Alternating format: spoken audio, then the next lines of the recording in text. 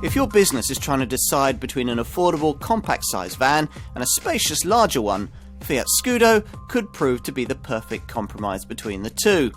It's as spacious as most buyers will ever need, yet affordable both to buy and to run. Transit class buyers need to consider it. Fiat's LCV sales have been growing steadily over the last decade, thanks to a vast investment in new product, which now sees its professional van lineup offer businesses everything from a 1 cubic metre Punto van to a 17 cubic metre Ducato. The transit-sized Scudo model that we're looking at here lies somewhere in the middle of this little lot, claiming to offer businesses most of the benefits of a very large van with the affordable running costs of quite a small one. This generation model is significantly larger than the one it replaced. Large enough, in fact, to compete with a whole new army of bigger rivals. Not only the Transit, but also tough competitors like Volkswagen's Transporter, Vauxhall's Vivaro, Renault's Traffic and Mercedes' Vito. Now, taking on this little lot isn't something you'd want to do single-handed, so the Italian brand has chosen to share this design with both Citroën and Peugeot, whose Dispatch and Expert models are more or less identical. You get clever design, proven engines and low running costs in a package that certainly seems to work on paper. Whether it'll cut the mustard day in, day out, though, is what we're here to find out. Vans have been becoming more and more car-like in recent years, and this one is no exception. The driving position, though not quite as high set as in the Marque's larger Ducato model, is nonetheless pretty commanding. And it's comfortable on the move, coping admirably with the atrocious surfaces served up by the poorer sections of the British road network. Now, that relaxed approach extends to the steering. It's electro-hydraulically assisted on more powerful models, though it could do with a bit more feel. You appreciate that lightness around town, though, where this van manages to be impressively manoeuvrable for a vehicle of its size, with a turning circle that can be as low as 12.2 metres. Indeed, that whole manoeuvrability was a key factor in the success of the first generation Scudo, which managed to feel compact and wieldy in the manner of more car-like vans from the class below. Now, this one's bigger, of course, but it still retains its predecessor's sheer usability in an urban setting. Although, if you're used to bigger vans, you will have to adjust to this one's lower stance. There's a large front overhang too, which can make parking initially a bit tricky till you get used to it. But rearward vision is helped hugely by these large door mirrors. On the open road, refinement depends a great deal on whether you specified this full height bulkhead, or at the very least specified ply lining for the load area. If you've done neither, then as with any van, a set of earplugs will be a boon on a long trip. Now, if you've gone for the standard roof height version, it's worth considering the innovative pneumatic suspension option, which is able to lower the ride height to just 1.9 metres, making underground car parks and multi-storey parking areas accessible to you. They'd normally be closed to a vehicle of this height. Engine choice in a Scudo is pretty straightforward, provided you've got a clear idea of the kind of work you want it to do. Sensibly, all the units on offer are diesels, and if your needs are mainly based around lighter loads and short distance urban work, then the entry-level 90 brake horsepower 1.6 litre multi-jet model will probably be quite sufficient. For longer journeys and larger payloads, though, you'll be needing the 2 litre multi-jet model, which has a 6-speed gearbox rather than the 1.6's 5-speeder. Now, for most businesses, the 120 brake horsepower version of this unit will be quite sufficient, offering as it does 300 newton meters of torque. Now, that's enough to pull a trailer with a brake weight of 2,000 kilograms. But if you do need more power, then there's the option of the 163 brake horsepower Euro 5 compatible 2 litre multi-jet model that I'm driving here. This will be ideal for larger loads with fully 340 newton meters of torque. Exactly what LCV category this vehicle fits into isn't immediately obvious at first glance. You can see that it's bigger than a Citroën Berlingo or Renault Kangoo sized Fiat Doblo, but you might question whether it has the volume to take on medium range vans of Transit or Vito size. As we'll see, it has. The windscreen is steeply raked, creating a wedge-shaped front end with the usual huge Fiat headlamps and the Marque's familiar front grille. Moving backwards, there are side rubbing strips to protect the flanks, while the tail lights are mounted high up to help avoid costly parking knocks. As for interior comforts, well, the low floor means that the cab is easy to get into. And though the handbrake's oddly situated between the driver's seat and the door, it doesn't get in the way. The seat itself is positioned to suit those who to get in and out of their vehicle all the time. And limited height adjustability and reach and rake adjustability for the steering wheel mean that it's easy to find the ideal driving position. An advantage this Scudo offers over Fiat's smaller Doblo is the standard fitment of a centre middle third seat. Now, to free up space for this, the gear stick has been taken from the floor and put in a protruding moulding in the centre of the dash. It rather restricts the way that you can slide across to the passenger side of the vehicle, and it does get in the way of the centre passenger's knees, but it's probably quite adequate, the space you've got available. And the third seat's certainly useful to have for mates on short journeys or kids that you might have to drop off on the way to school. If you really don't want it, you can place an order for a single seat passenger version. Those who've to spend their working lives in the cab of a van like this will want to see some evidence of care and attention on the part of the designers. And sure enough, this Scudo provides it. The usual shallow door bins that you get either side have indentations to hold a soft drinks can or a small bottle of water. There's a cup holder to the right of the steering wheel, and you can even balance cups on the inside of the glove box lid, providing there's no one sitting in the passenger seat to have their knees bashed as it opens.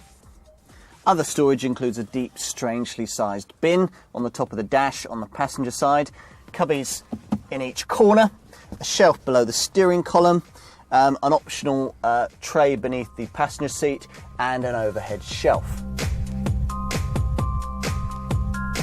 List pricing suggests that you're probably going to be paying somewhere in the £15,000 to £20,000 bracket for your Scudo van, depending on the body style that you choose. Now, unless you're only going to be using it around town, it's probably well worth finding the £1,400 premium to go from 1.6 to 2 litre multi-jet diesel power. Obvious rivals, apart from this van's Citroën Dispatch and Peugeot Expert design stablemates, include Ford's Transit, Renault's Traffic and Vauxhall's Vivaro. Or, if you're prepared to spend a bit more, you might also want to consider Volkswagen's Transporter and Mercedes Vito. Under the bonnet, most customers choose the 120 brake horsepower 2 litre multi-jet diesel rather than the 90 brake horsepower entry-level 1.6. But Fiat now expects an increasing number of businesses to look at this Euro 5 compatible 163 brake horsepower 2 litre multi-jet version. It's certainly a boon to have when you're fully laden over longer trips. Whichever Scudo model you choose, it'll come decently equipped. All models get twin sliding side doors, electric windows, remote central locking, a decent quality CD stereo and a 12-volt power point. If you go for the Euro 5 version that I've got here, you can also expect to find electrically heated door mirrors, ESP stability control and manual air conditioning fitted as standard. There's also the option of Connect, Fiat's unique communications package, claimed to be the most advanced infotelematic system on the market. Other important options include the choice between pneumatic and self-leveling suspension, a fixed full-width steel bulkhead, and a clever load space ceiling mounted fixed storage tunnel that gives you secure transportation for lengthy items.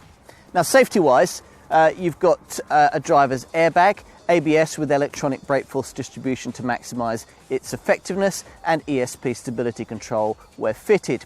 Panorama passenger carrying models also feature as standard passenger airbags and side airbags. Model-wise, there are 2 load lengths and 2 roof heights that you'll choose between to suit the body style you've chosen. Apart from this conventional van and a platform cab, Passenger carriers can choose between two commercial passenger vehicle variants, a combi model with between 6 and 9 seats depending on your needs, or a more car-like panorama variant that offers between 5 and 8 seats. Whatever your choice, payload options are between 1,000 and 1,200 kilograms for van models ensure that this Scudo can cope with a wide variety of weight. Looking back, it seems strange to think now that the original Scudo model thought itself big, with only 4 cubic metres of carriage capacity to offer, a figure now routinely matched and sometimes beaten by many small little compact vans from the class below. This second generation version is of course much better provided for, with a minimum of 5 cubic metres of carriage capacity if you go for the short wheelbase standard roof version. You've got 6 cubic metres if you go for the long wheelbase standard roof, and 7 cubic metres if you go for the long wheelbase high roof. Now that latter figure is only 1 cubic metre less than the entry-level version of Fiat's Ducato van, the larger van that Fiat offers in the next class up. So far so good, so let's check the practicality.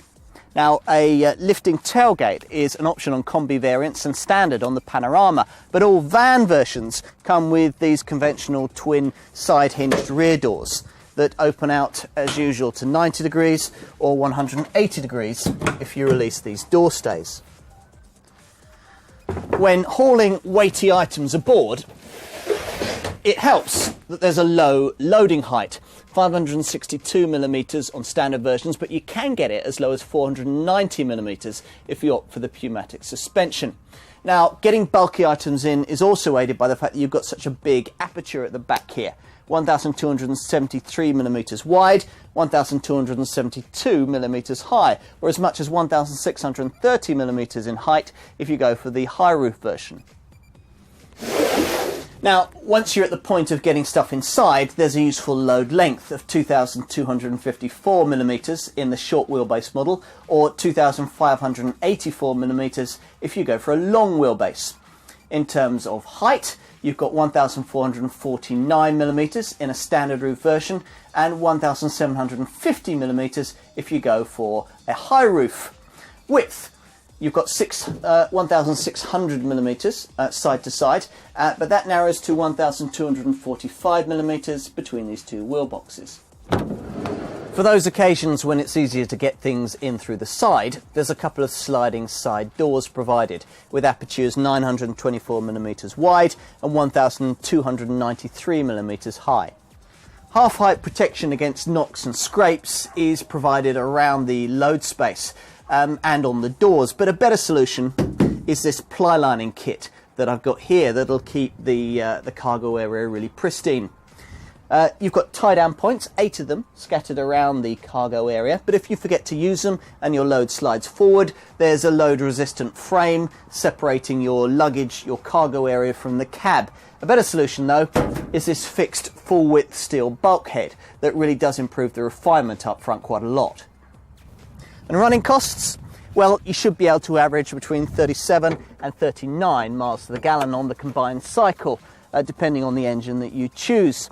Now, to reduce NOx emissions, all the engines are fitted with an exhaust gas recirculation system, which is one reason why CO2 figures are so good, particularly on this Euro 5 2-litre multi-jet 163 brake horsepower model, where they vary between 181 and 185 grams per kilometre. Insurance groups are between 6 and 8. Servicing is every 18,000 miles, and there's a 3-year 120,000 mile warranty with no mileage limit for the first 2 years. There's no doubt that this generation Scudo has what it takes to compete with the Transits, Trafics and Vivaros of this world, but whether you'd want one over its Citroën and Peugeot design stablemates will depend, as usual, much upon the deal that you're offered and the proximity and convenience of your local franchise, which is where Fiat reckons it has an advantage. An increasing part of the company's dealer network is open 24 hours a day for service and repair work to minimise business downtime, and even those that aren't usually feature flexible and extended opening hours. Now, if you're running a business on tight margins, that's the kind of support that you're going to need. Added to the excellence of this Scudo, it could just make for a very attractive business proposition indeed.